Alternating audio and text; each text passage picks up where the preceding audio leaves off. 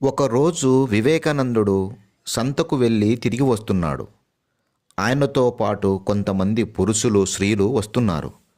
వారిలో కొందరు స్త్రీలు సంతలో చేపలు నమ్మి ఖాళీ బుట్టలతో వస్తున్నారు.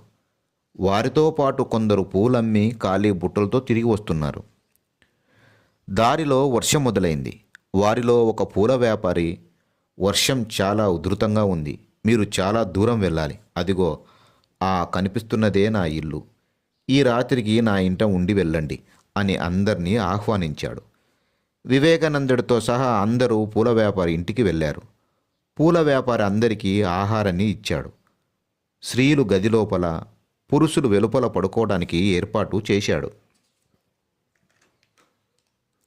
పూల వ్యాపారి ఇల్లంతా పూల సుగంధం వ్యాపించి ఉంది. లోపల పడుకున్న స్త్రీలలో ఒక చేపలమ్మే స్త్రీ లేచి, నాకు ఏదో నచ్చని వాసన వస్తుంది, నిద్ర పట్టడం లేదు అంది. రెండవ స్త్రీ లేచి, అది పూల వాసన, ఆ వాసనకు నాకు తలనొప్పిగా ఉంది, మనం బయట ఉంచిన చేపల బుట్టలను తెచ్చి తల కింద పెట్టుకుందాం, చేపల వాసనకు బాగా నిద్ర పడుతుంది అంది. వాళ్ళు ఆ విధంగా చేపల బుట్టలను తెచ్చుకొని తల దగ్గర పెట్టుకొని ఆ వాసనతో నిద్రపోయారు. వివేకానందుడు వారి మాటలు, వారు చేసిన పని గమనించాడు. ఆ ఇంటి యజమాని అయిన పూల వ్యాపారికి, వివేకానందుడికి చేపల వాసనతో అంతవరకు నిద్ర పట్టలేదు. తలనొప్పి వచ్చింది. చేపల బుట్టలను స్త్రీలు గదిలోకి తీసుకెళ్లిన తర్వాత చేపల వాసన తగ్గాక వారికి నిద్ర పట్టింది. ఈ సంఘటనతో వివేకానందుడు ఓ సత్యాన్ని గ్రహించాడు.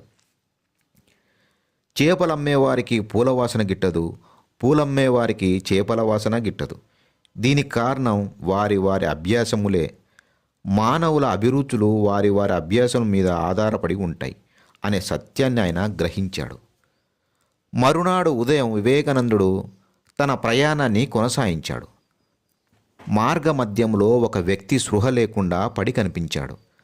అక్కడ వివేకానందుడు కొద్దిసేపు నిలబడ్డాడు. ఆ సమయంలో ఒక దొంగ అటుగా వచ్చాడు. పడిపోయిన వ్యక్తిని చూసి, వీడు రాత్రి దొంగతనాలు చేసి అలిసిపోయి పడుకొని ఉన్నాడు, ఇంకా నిద్ర లేవలేదు అనుకుంటూ వెళ్ళాడు. అటుగా వచ్చిన ఒక తాగుబోతు ఆ వ్యక్తిని చూసి, వీడెవడో పచ్చి తాగుబోతులో ఉన్నాడు, ఇంకా మత్తు వదలనట్లు ఉంది అనుకుంటూ వెళ్ళాడు. ఆ దారిన వచ్చిన ఒక వైద్యుడు, వీడెవడో ఏదో రోగంతో పడిపోయినట్లు ఉన్నాడు అనుకుంటూ వెళ్ళాడు. ఆ దారిన వచ్చిన ఓ భిక్షగాడు, పాపం వీడెవడో ఆకలి బాధతో ఆహారం దొరకక కళ్ళు తిరిగి పడిపోయినట్లున్నాడు, లేపి తినడానికి ఏదైనా పెట్టాలి అనుకుంటూ ఆహారం తేవటానికి వెళ్ళాడు. మనిషి ఆలోచనలు, అభిరుచులు వారి వారి అభ్యాసముల మీద ఆధారపడి ఉంటాయి. మనసులో ఏ ఆలోచనలు ఉంటాయో అలాగే లోకం కూడా కనిపిస్తుంది అనే సత్యాన్ని గ్రహించాడు వివేకానందుడు.